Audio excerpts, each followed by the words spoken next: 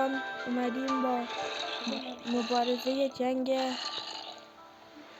11 تا زامبی و در مقابل 5 تا آیرون گولم. لیتس گو. خب مبارزه شروع شد. این چه خواهد کرد؟ اونجا که زامبی ها کشت بذار زومبی اسکن همین هم زومبی اسپانم ولی خب به درد نخوردن پس اینا برن. برو بیا بیرون.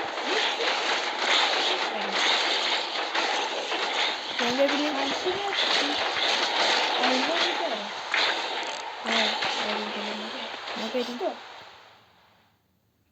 واو 6 تا؟ آره 6 تا نه 6 تا بود و همشون هم پیروز شدن. فقط بدل نشد.